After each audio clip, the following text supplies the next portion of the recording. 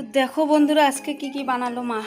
এখানে আছে মসুরির ডাল, আর এখানে আছে চচ্চড়ি, আর এখানে আছে কাঁকরোলের চপ। তো কাঁকরোলের চপ এখনো বানানো হয়নি, হবে। কেউ বলে কাঁকরোলের চপ, আর কেউ বলে কাঁকরোলের পোড়। তো দেখো এখানে কাঁকরোলটাকে সিদ্ধ করে নিয়েছে, আর এখন হবে রসুন, পেঁয়াজ, আদা এইগুলো পেস্ট করে নিবে।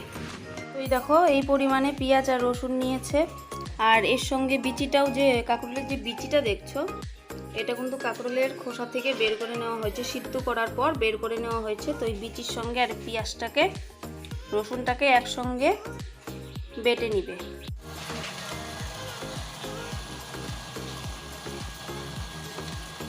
দেখো এখানে বাটা হয়ে গেছে। তো এখানে আমি হলুদ লবণ দিয়ে একবারে আবার এই নিব। এইটা কাঁকরোলের বিচি সিদ্ধ করে নেওয়া ছিল, পেঁয়াজ, রসুন, আদা, কাঁচা লঙ্কা দিয়ে এটা বাটা হয়েছে। তো মাকে বলছিলাম পেস্ট করে নাও, তো মা বললো না পেস্ট করব না, এটাকে বেটে নিব, তাহলে বেশি টেস্ট হবে। তো আমি দেখো সামান্য তেল দিয়ে দিয়েছি, এখন এটাকে আমি ভেজে নেব। পরিমাণ মতন হলুদ লবণ দিয়ে দিল।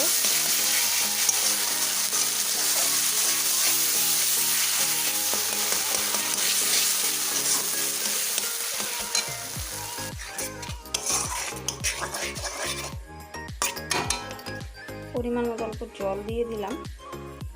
আর আমি দেখো চচ্চড়িটাও ভীষণ টেস্টি হয়েছে বন্ধুরা। দেখো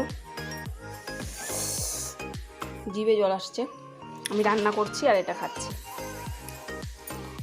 তো এখন এটা দেখো হালকা হালকা বলক উঠছে, তারপর এটার ভিতর আমি দিয়ে পোড় বানাবো। এখন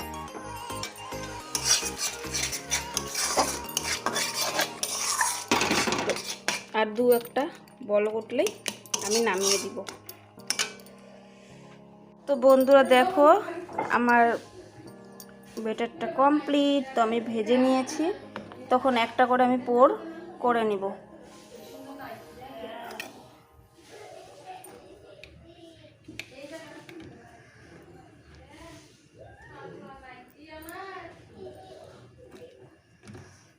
তো আমি এরকমভাবে সবগুলো ভরে নিব।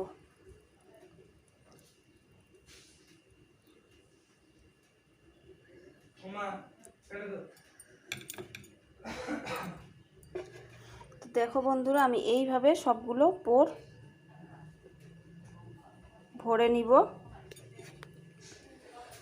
তো বন্ধুরা দেখো আমার সবগুলো পোড় ভরা হয়ে গেছে, আর এইখানে আমি সামান্য পরিমাণে নিয়েছি চালের গুঁড়ো। তো আমি এটার উপর দিয়ে আমি ছিটিয়ে দিব।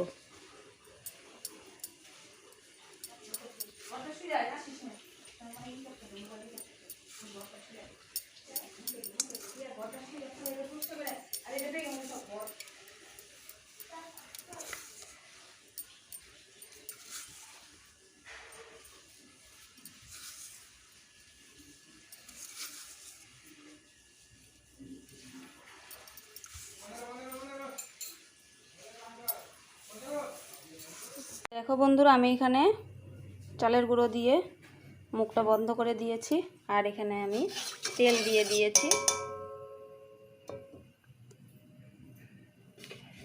তখন আমি ভেজে নিব।